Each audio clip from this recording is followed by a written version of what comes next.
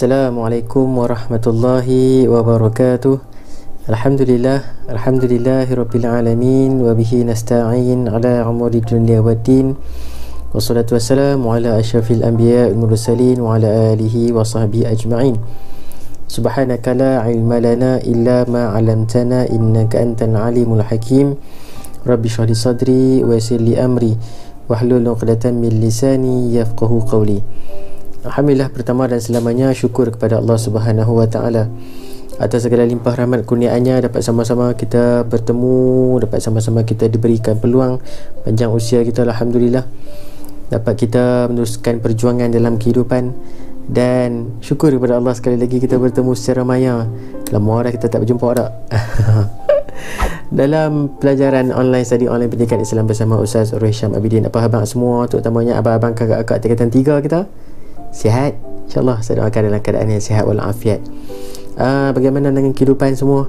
Okey, alright, beres. InsyaAllah Ustaz harapkan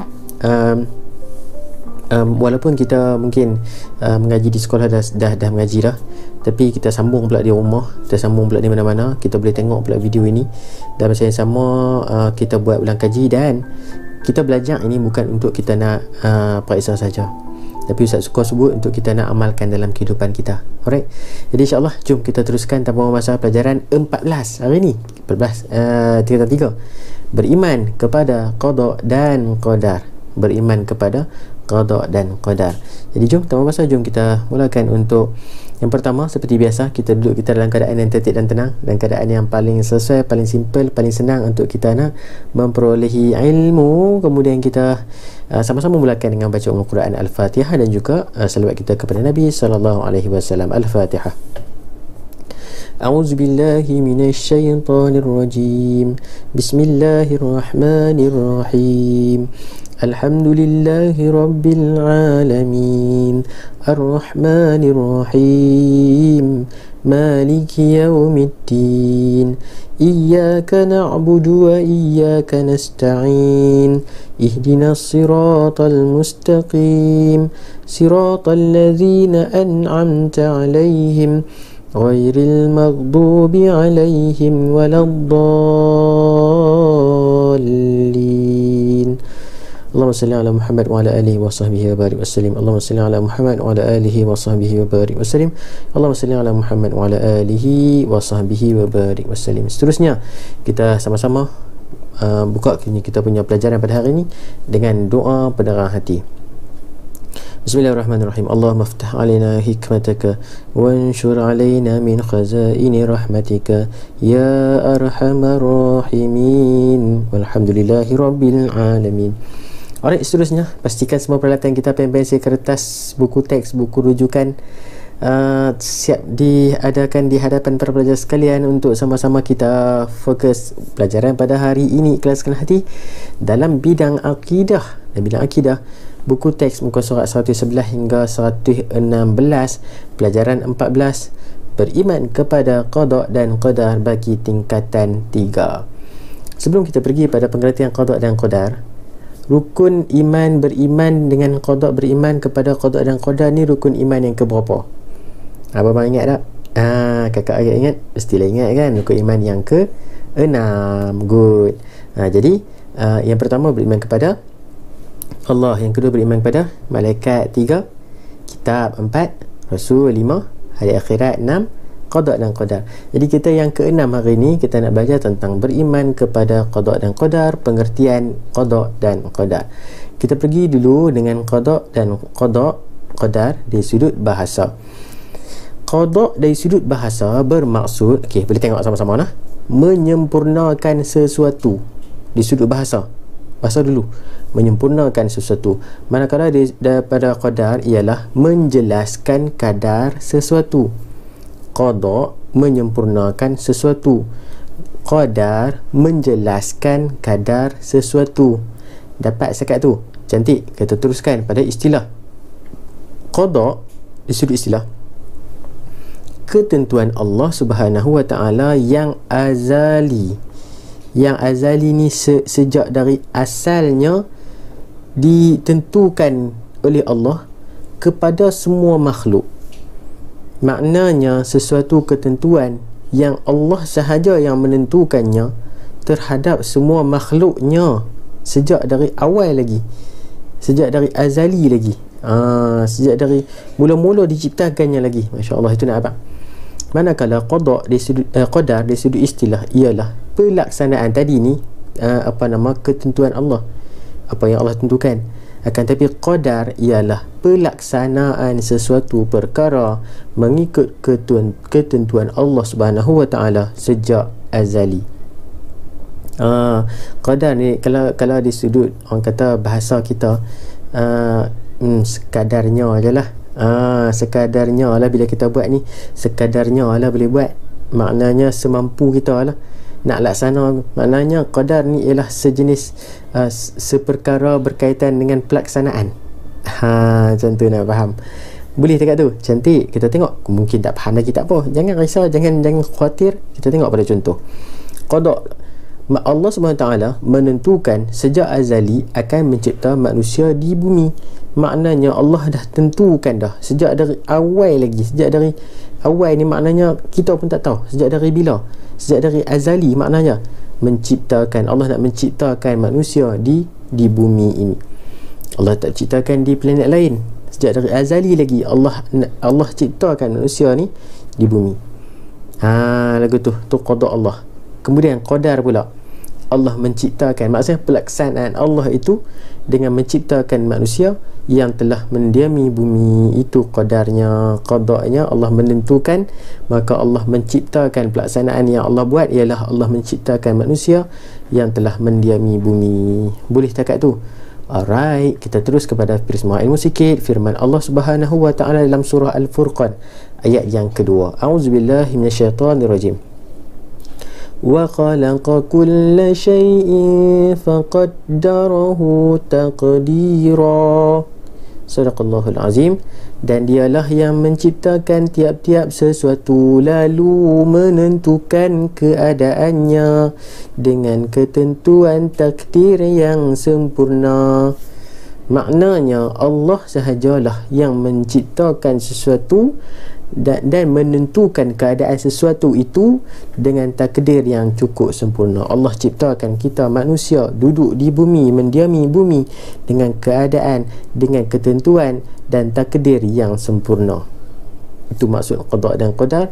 Dan Allah telah kuatkan lagi dengan firman Allah dalam surah Al-Furqan ini.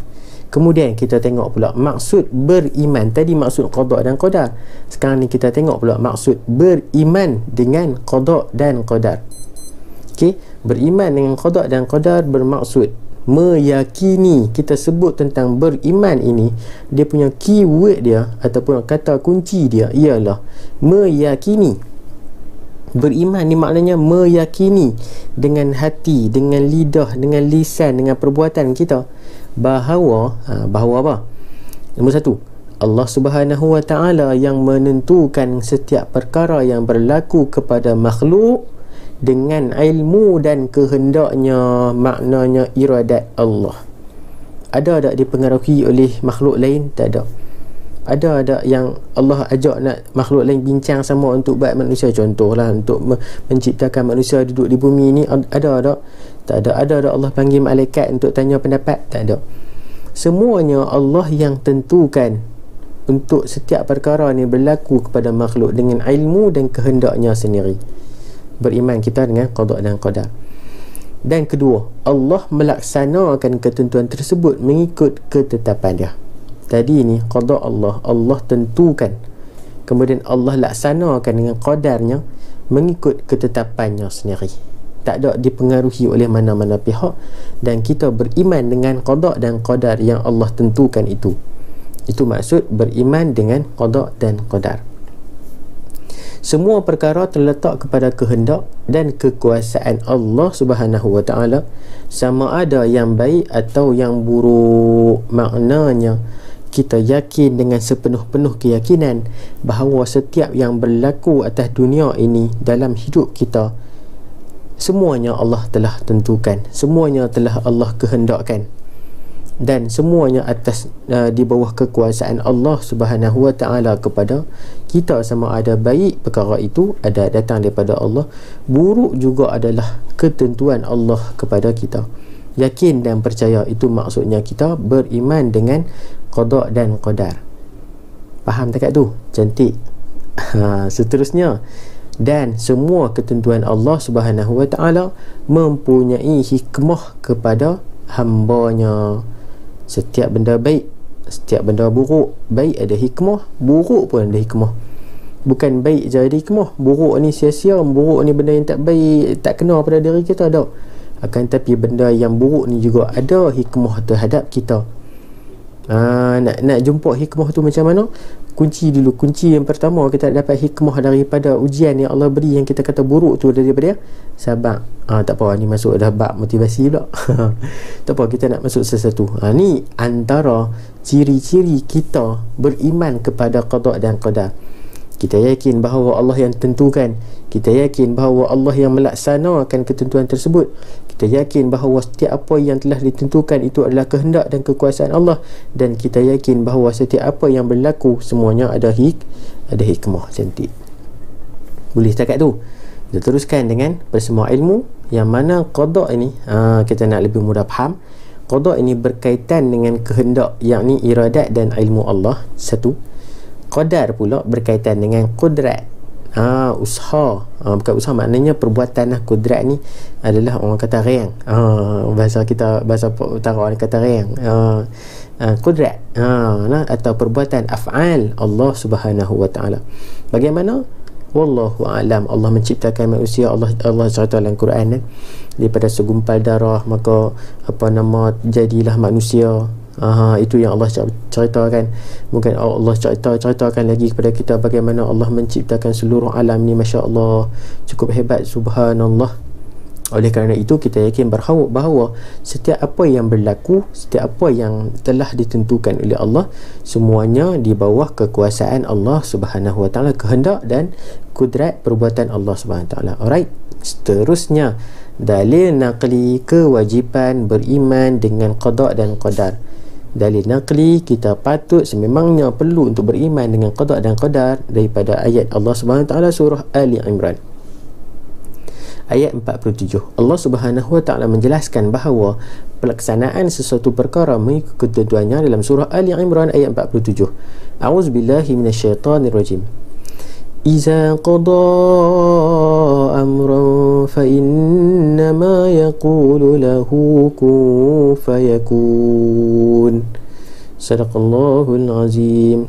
Apabila dia berkehendak melakukan sesuatu perkara, maka dia hanyalah berfirman kepadanya, jadilah engkau, lalu jadilah ia. Masya Allah. Ini satu dalil naqli menunjukkan kita perlu dan yakin bahawa kita kena beriman dengan qada dan qadar. Dan yang kedua, Allah berfirman menjelaskan bahawa setiap sesuatu diciptakan mengikut ketentuan yang azali, sebagaimana firman Allah dalam surah Al-Qamar ayat 49. Allah menyebutkan, a'udzubillahi minasyaitonirrajim. Inna kulla syai'in khalaqnahu biqadar. Sadaqallahul azim. Sungguhnya kami menciptakan tiap-tiap sesuatu menurut takdir, yakni ketentuan yang telah ditentukan. Benarlah kata-kata Allah yang maha besar. Maknanya Allah ciptakan sesuatu itu menurut takdir dan ketentuan yang telah ditentukan kepada suatu penciptaan itu. Siapa yang tentukan? Allah. Dapat dekat tu. Cantik. Seterusnya kita tengok pada dari naqli kewajipan beriman kepada qada dan qadar dalam firman sabda Nabi sallallahu alaihi wasallam. Rasulullah sallallahu alaihi wasallam bersabda, "Tu'mina billahi wa malaikatihi wa kutubihi wa rusulihi wal yaumil akhir wa tu'mina bil qadari khairihi wa syarrihi." Nabi sebut, riwayat Muslim, bahawa kamu beriman kepada Allah, malaikat, kitab-kitabnya, para rasulnya, hari akhirat, dan kamu beriman kepada qadar Allah terhadap sesuatu perkara, terhadap mana-mana perkara yang telah ditentukan. Maknanya rukun iman yang ni Nabi sebut tentang rukun iman. Iman kita kepada Allah, malaikat, kitab-kitab, para rasul, hari akhirat, dan iman kita juga kepada qadar, qada dan qadar Allah Subhanahu wa taala. Okey. Ini dalil naqli, kita beriman kepada qada dan qadar. Prisma ilmu. Dalil aqli, dalil daripada akal kita. Antara contoh ketentuan Allah yang berlaku di luar kawalan manusia ialah turunnya hujan. Ini adalah dalil aqli, qada dan qadar Allah. Berlaku kemalangan sekalipun kita cuba memandu dengan cermat. Ni maknanya kita dah ikhtiar dah. Tapi dah sejak dari azali dah Allah tentukan begitu kehendaknya, maka akan berlaku juga. Akan turunnya hujan di suatu tempat atas ketentuan Allah. Berlakunya kemalangan kepada kita, kita dah cuba elak, tak sangka dah, kita doa dah, Masya Allah kan, tapi berlaku juga, yakin percaya bahawa itu adalah qada dan qadar Allah Subhanahu wa ta'ala. Alright, seterusnya qada ni ada beberapa, ada dua jenis. Dia bukan beberapa jenis, dia ada dua jenis. Ini nak cerita bagi. Qada ada dua jenis, iaitu kita tengok jenis yang pertama, qada mubram. Sebut tengok, mubram. Cantik. Tu mulut tu kan, mubram. Aiyah. Dan yang kedua, qada muallaq. Sebut tengok. Pandai. Tu qada pandai lagi, muallaq. Aiyah. Mubram, muallaq. Kita kena sebut dulu mubram, baru sebut muallaq. Sebab apa? Ni pasal nak cerita untuk kita mudah ingat. Qada mubram ialah ketentuan Allah yang tidak berubah dan dilaksanakan mengikut kehendak dan kekuasaan Allah. Maknanya ketentuan Allah mubram ni maknanya, okey, sebab tu saya kata tadi kita kena sebut mubram dulu, sebab nak bagi faham mubram ni yang tak berubah. Kita sebut pun mubram, rasa macam berat kan. Oh, tak boleh. Macam tu, tak boleh berubah. Nak bagi senang ingat, mubram tak boleh berubah. Right, dapat dekat tu. Okey, jadi setakat tu faham. Ketentuan Allah yang tidak berubah dan dilaksanakan mengikut kehendak dan kekuasaan Allah. Contohnya, Allah tentukan dah dari sudut bangsa, di sudut jantina seorang itu yang telah ditentukan tidak akan berubah. Dia ni bangsa apa? Bangsa apa, Melayu ke, bangsa Cina ke, India ke, kan? Tapi jantina dia, jantina pun, lelaki perempuan tak boleh berubah dah. Itu adalah qada mubram yang telah ditentukan, tak boleh berubah. Itu contoh diberikan. Okey, dalilnya mana? Kita tengok firman Allah Subhanahu wa taala dalam surah Qaf ayat 29. A'udzubillahi minasyaitanirrajim. Ma yubaddalul qawlu ladayya wa ma ana bizallamin lil abid. Sadaqallahul azim. Yang mana Allah telah berfirman, yang bermaksud keputusanku itu tidak dapat diubah dan aku tidak sekali-kali berlaku zalim terhadap kepada hamba-hambaku. Maknanya ma yubaddalul qawla, keputusanku ni tak ada dah perubahan, tak boleh diubah. Ladayya ni maknanya tak boleh diubah atas keputusanku. Wa ma ana bizallamin lil abid, dan aku tidak akan berlaku zalim kepada hamba-hambaku. Maknanya apa? Walaupun mungkin Allah tetapkan kepada kita jantina lelaki ataupun perempuan kita ini, mungkin kita tak suka atas jantina yang Allah beri, yakin percaya Allah takkan berlaku zalim kepada. Sebab tu kita jangan duk pi ubah jantina. Yang lelaki duk pi ubah jadi perempuan, pasal apa? Yang perempuan duk pi syok jadi lelaki pula, pasal apa? Allah dah tentukan dan terbaik untuk kita dah. Contoh cerita dia. Jangan kita duk ubah, sebab Allah itu lebih mengetahui segala-galanya, dan kita dah buat lebih pandai daripada Allah pula. Macam marah ya? Bukan marah, habaq. Gitu cerita dia. Alright, jadi dapat nah, qada mubram ni boleh ubah tak boleh? Tak boleh ubah. Pandai. Seterusnya, prisma ilmu kita tengok. Ubadah bin As-Samit radhiyallahu anhu meriwayatkan bahawa beliau mendengar Rasulullah sallallahu alaihi wasallam bersabda, "Inna awwala ma khalaqallahu al-qalama faqala lahu uktub fajara bima huwa kainun ilal abad." Maksud dia apa? Riwayat At-Tirmizi. Sungguhnya makhluk pertama yang diciptakan oleh Allah ialah Al-Quran. Lalu Allah berfirman kepadanya, tulislah, uktub, tulislah, maka berlakulah apa-apa yang ditulis selama-lamanya. Ni daripada hadis Nabi SAW, yang mana makhluk yang pertama diciptakan oleh Allah ialah Al-Quran, dan Allah berfirman kepadanya, kepada Al-Quran itu, tulislah, maka berlakulah apa-apa yang ditulis selama-lamanya. Okey, yang tadi qada apa? Mubram, pandai. Sekarang kita nak tengok pula qada muallaq. Qada muallaq. Sebut pun kita ringan kan. Jadi tahu dah Ustaz Ikin ni, yang tahu pun dia tahu dah ni. Muallaq ni yang boleh berubah. Tadi ni boleh tak boleh berubah? Tak boleh. Muallaq boleh berubah tak? Boleh berubah. Ketentuan Allah Subhanahu Wa Taala yang berubah kepada ketentuan yang lain bersesuaian dengan usaha yang dilakukan oleh hamba. Maknanya asalnya Allah tentukan dekat tu, kemudian disebabkan oleh usaha yang dilakukan oleh seorang hamba, maka ketentuan itu boleh berubah. Faham tak faham? Tak faham lagi tak apa. Contoh kita boleh tengok. Jangan risau. Qada asal, contoh kita lah, qada asal kita ni sakit. Asal kita Allah tentukan dah pada sekian-sekian hari, umur waktu sekian, kita akan sakit. Kita akan ditimpa musibah sakit ni. Namun apa nama, bila sakit ni, kita sakit kan, boleh sihat, boleh sembuh. Qada kita sakit tu boleh jadi sihat. Maknanya qada kita telah berubah. Qada yang berubah, sembuh. Oleh sebab apa? Oleh sebab usaha yang kita lakukan oleh kita ni, hamba Allah ni. Apa usaha yang kita buat? Doa. Sebabnya doa. Kita berdoa, ya Allah, hindarkanlah daripada aku ni apa bala bencana penyakit yang apa nama-nama apa yang menyerang. Contoh macam tu lah, no?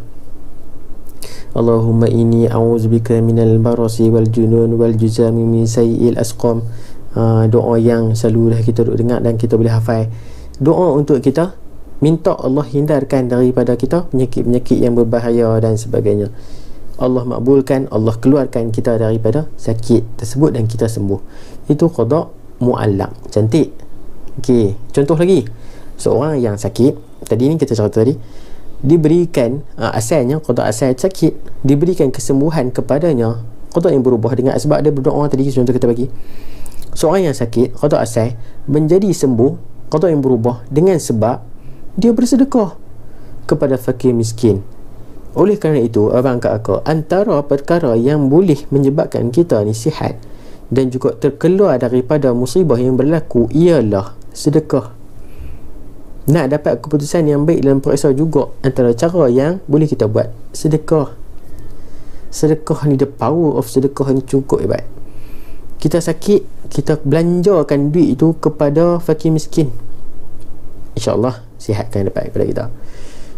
Sebab itu jangan kita duk bakhil lah sangat, kedekut sangat kan. Tak mahu nak berkongsi harta kita dengan orang lain, kerana harta kita itu adalah sebenarnya ialah ubat bagi sakit kita. Harta kita itu adalah ubat bagi kejayaan kita. Kalau kita tak laburkan ubat tersebut kepada orang yang sepatutnya layak dapat, maka mana mungkin kita akan dapat apa yang kita nak. Kejayaan, kesihatan, kebahagiaan, keseronokan dalam kehidupan kita. Oleh kerana itu, banyakkanlah bersedekah, walaupun hanya dengan senyuman. Gitu. Ada duit, ada harta, kita bagi harta. Tak boleh bagi harta, kita bagi ilmu yang kita ada. Tak boleh bagi ilmu yang kita ada, kita bagi tenaga kita. Dan kalau tak boleh harta, tak boleh ilmu kan, tenaga pun tak kuat, nak bagi juga sedekah dekat orang, manfaat kepada orang ni, Nabi sebut apa? Khairun nas yang fa'uhum lin nas ni, kita duk dengar ni, kita duk amal ni, tak boleh juga nak bagi ke orang. Kita nak bagi macam mana? Kita bagi dengan perbuatan dan amal kita yang baik kepada orang.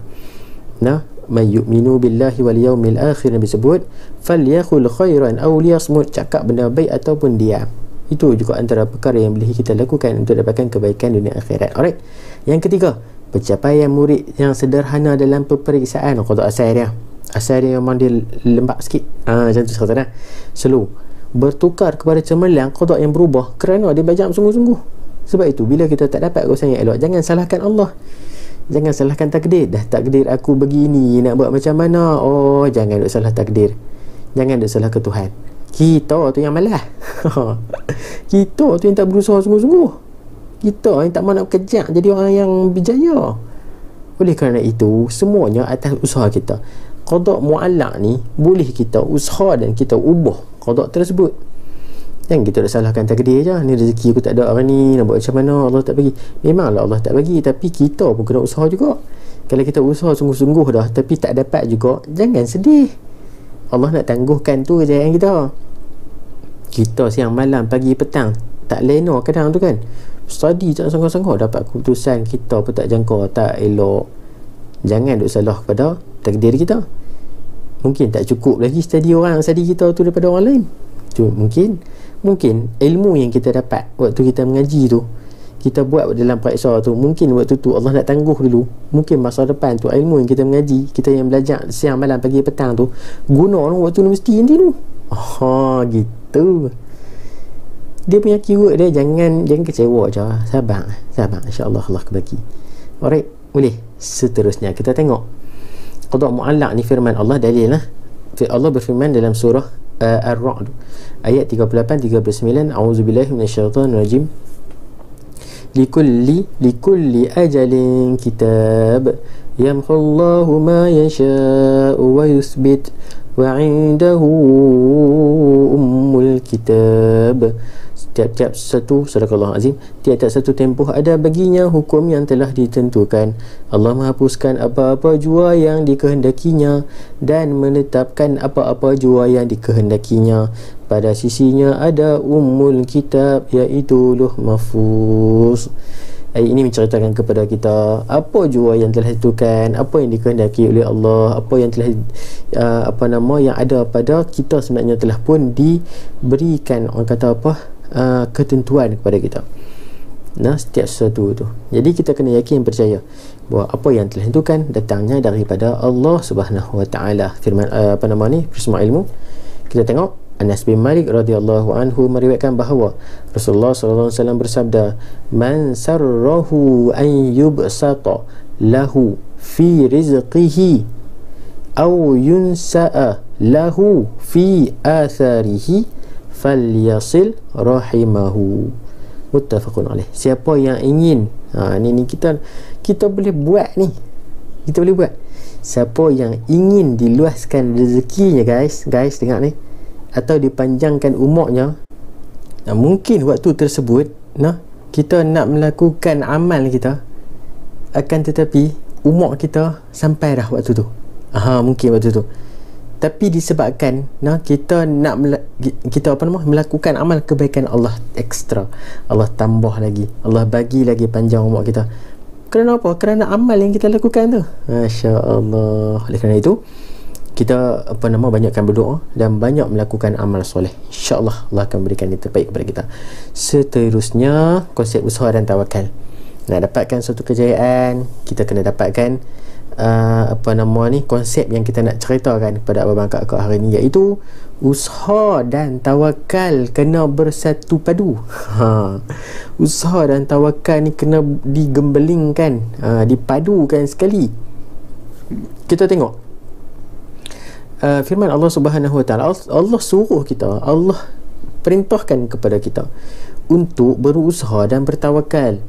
Kalau kita usaha saja tak tawakal, tak komplit, tak kena, tak cun, orang kata. Firman Allah Subhanahu Wa Taala dalam surah Ali Imran ayat 159. Allah sebut apa? A'udzubillahi minasyaitonirrajim. Fa iza azamta fatawakkal 'ala Allah. Innallaha yuhibbul mutawakkilin. Sadaqallahul azim. Maka apabila engkau berazam, maka bertawakallah kepada Allah. Sungguhnya Allah mengasihi orang yang bertawakal. Bila kita berazam nak melakukan suatu perkara, kita usaha. Bila kita dah usaha, kita tawakal. Tawakal ni pada ni kita cerita. Tawakal kepada Allah. Allah suka, Allah sayang, Allah kasih orang yang suka bertawakal kepada Allah. Nak cerita pasal tawakal ni mungkin abang kakak tak faham. Kita sama-sama kita tengok. Usaha tanpa tawakal, nothing. Ayat-ayat usaha perlu di apa orang panggil, ditambah ataupun disatukan, dipadukan dengan tawakal. Usaha yang kita sebut ni ialah berusaha menggunakan seluruh kemampuan yang diberikan oleh Allah Subhanahu wa taala untuk mencapai sesuatu maksud. Usaha dengan kudrat, usaha dengan ilmu, usaha dengan kewangan duit yang kita ada tu. Bila kita nakkan sesuatu, bila kita dah melakukan usaha tersebut, maka jangan lupa untuk tawakal, yakni serahlah kita satu perkara kepada Allah dan yakin bahawa hanya Allah sahajalah yang menentukan keberhasilan perkara tersebut setelah berusaha bersungguh-sungguh. Maknanya setelah kita berusaha, guys, abang-abang, kakak-kakak, kita tawakal, kita serah kepada Allah, kita redha, kita pasrah, kita terima apa jua yang Allah berikan. Itu tanda orang yang beriman dengan qada dan qadar. Oleh kerana itu abang kakak, jangan lupa setelah berdoa, setelah berusaha, kita tambah dengan doa, kan? Pernah dengar dia punya formula duit. Dapatkan kejayaan ni kira ikut duit. D doa, U usaha, I ikhtiar, T tawakal. Itu empat orang kata apa, resepi untuk kita masukkan dalam satu adunan, dikacau-kacau dan dimasak, digoreng secukup rasa, kita makan rasa sedap. Nak cerita bahawa bila empat perkara itu dimasukkan dalam diri kita, insya-Allah akan dapat keberhasilan yang cukup hebat, berteraskan tawakal dan juga serah kita kepada Allah Subhanahu Wa Taala. Masya-Allah, boleh. Alright, insya-Allah kita teruskan dengan seterusnya. Prisma ilmu yang mana Nabi sebut dalam satu sabdanya, yang mana para sahabat bertanya kepada Rasulullah SAW, adakah kamu hanya bergantung kepada ketentuan kami dan kami tidak beramal? Rasulullah SAW bersabda, i'malu fakullun musayyarun lima khuliqa lahu, riwayat Bukhari. Beramallah kerana setiap yang dipermudah untuk mencapai, setiap orang dipermudah untuk mencapai matlamat penciptaannya. Maknanya apabila Nabi ditanya oleh para sahabat, Nabi sebut tentang qada, sebut tentang qadar, ketentuan telah ditentukan oleh Allah, maka sahabat tanya, dah ditentukan ketentuan, apa siapa kita nak berusaha lagi? Apa siapa kita nak kena mencari lagi, kan? Dah ditentukan dah, kita duduk je dah. Rezeki tu Allah tentukan dah, kan? Ajal maut kita dah Allah tentukan dah. Bahagia derita kita dah Allah tentukan dah. Umur kita Allah tentukan dah. Maka tunggu je lah. Itu ayat lebih kurang. Kan, tapi Nabi kata beramallah kerana setiap orang dipermudah untuk mencapai matlamat penciptaannya. Maknanya Allah, Nabi, Allah juga Rasulullah suruh kita beramal juga supaya kita dapat capai matlamat dan kehendak kita, walaupun kita telah ditetapkan sejak dari azali kehidupan kita begini, akan tetapi setiap yang kita beriman dengan qada dan qadar ini, ada yang boleh diubah, rezeki, dari sudut rezeki kita, umur kita. Maka kita beramal selagi mampu, beramal selagi ada hayat dan juga peluang yang diberikan oleh Allah Subhanahu Wa Taala. InsyaAllah kita akan dapat mencapai matlamat penciptaan kita, bahawa kita adalah layak ditempatkan dalam syurga Allah Subhanahu Wa Taala. Kesan beriman kepada qada dan qadar ada 3. Di sudut yang pertama akidah, di sudut yang kedua ibadah, dan sudut yang ketiga akhlak Islamiah. Kita tengok yang pertama di sudut akidah, iaitu mengelakkan diri daripada perbuatan syirik kepada Allah kerana yakin bahawa setiap perkara adalah daripada Allah. Orang yang duk pergi puja kubur, orang yang duk pergi minta nombor ekor dekat Tok Bomo semua tu, dia tak percaya akan ketentuan Allah. Dia nak lebih daripada orang, dia tak mau usaha lebih, dia tak mau usaha ikut yang Allah suruh, Nabi suruh. Dia duk pergi buat benda yang tak disuruh, dilarang. Maka itu adalah perbuatan syirik. Oleh kerana itu Allah tak suka. Maknanya dia sedang, orang kata apa, mengingkari qada dan qadar yang sepatutnya kita imani. Dia tak percaya akan masa depan dia, bahawa rezeki dia setakat tu je, dia tak mau, dia nak lebih. Tapi dengan cara yang tak baik, dia tak mau usaha dengan halal. maka dia buat perkara-perkara yang syirik. Sebab tu bila kita beriman dengan qada dan qadar, maka akidah kita terjaga, tidak melakukan syirik. Ibadah kita pula tekun melaksanakan ibadah kepada Allah. Kerana apa? Mengharapkan rahmat dan keampunan Allah, dan akhlak Islamiah kita sentiasa sabar. Kita beriman dengan qada dan qadar, sabar, redha ketika ditimpa musibah, kerana yakin bahawa adanya hikmah setiap perkara. Syukur kita kepada Allah. Rezeki Allah bagi banyak tu, syukur. Rezeki Allah bagi lebih, kita kongsi. Kalau kurang, kita usaha lagi atas nikmat kurniaan Allah, kerana meyakini bahawa apa-apa yang telah ditetapkan oleh Allah adalah terbaik untuknya.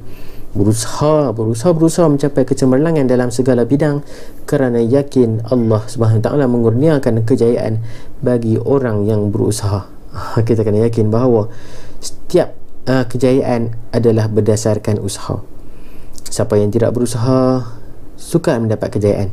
Siapa yang tidak memulakan suatu pekerjaan dengan ikhtiar dan juga tawakal kepada Allah, mana mungkin Allah akan membantu perjalanan pekerjaan dia dan memudahkan urusannya. Oleh kerana itu, nak mula apa-apa, mula dengan bismillah, akhiri dengan alhamdulillah. Ingat lagu, dimulakan dengan bismillah, disudahi dengan alhamdulillah.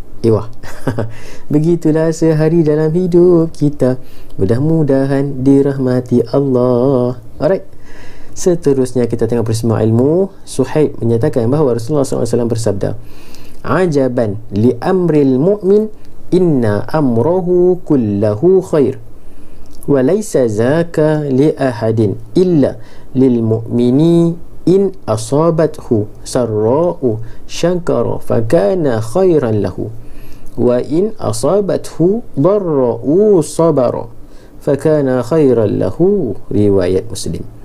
Nabi sebut, sangat hebat sikap seseorang yang beriman. Hebat, power, mantap, padu orang yang beriman. Sesungguhnya semua perkara baginya ialah kebaikan. Baik, tak baik pun bagi dia orang baik, orang-orang beriman ni. Tiada seorang pun merasai perasaan begitu melainkan seorang mukmin. Orang yang bukan mukmin dia tak merasai. Orang yang tak yakin dengan qada dan qadar Allah ni, dia bukan orang yang beriman, dan bukan orang yang hebat di sisi Nabi yang Nabi sebut ni. Sekiranya dia mendapat kebaikan, dia bersyukur, dan itulah satu kebaikan baginya. Dan sekiranya dia ditimpa musibah tadi ni, jika dapat kebaikan, dia syukur, dia seronok kebaikan tu dapat padanya. Itu normal, semua orang akan rasa, semua orang akan seronok, semua orang akan bersyukur. Kan tetapi orang yang beriman, orang yang mukmin ialah apabila dia ditimpa musibah ni, kita nak tengok ni, dia bersabar, dan itulah kebaikan baginya. Orang mukmin bila dia dapat kebaikan, dia bersyukur. Kan tapi bila dia dapat musibah, dia bersyukur juga dan dia bersabar, dan itulah kebaikan baginya. Boleh tengok tu, insya-Allah. Kemudian kita tengok pada yang terakhir, iaitu wallahu a'lam. Selesai. Syukur, banyak syukur, kita dah sampai ke penghujung rancangan. Terima kasih banyak-banyak abang kakak atas kesudian semua bersama dengan Ustaz secara maya pada kali ini dalam study online Pendidikan Islam bersama Ustaz Roh Hisham Abidin. Jangan lupa like, komen, share dan subscribe channel Ustaz Roh Hisham Abidin. Moga-moga beroleh manfaat buat seluruhnya. Terima kasih sekali lagi kerana menonton. Minta ampun ada kekurangan kesilapan sepanjang perkongsian kita pada hari ini. Kita jumpa lagi dalam perkongsian seterusnya. Boleh tengok video-video Ustaz dalam channel ni, dan jangan lupa untuk kongsi. Semoga bermanfaat untuk semua. Wallahu ta'ala a'lam. Aqulu qawli hadza wa astaghfirullahal azim li wa lakum. Assalamualaikum warahmatullahi wabarakatuh. Terima kasih.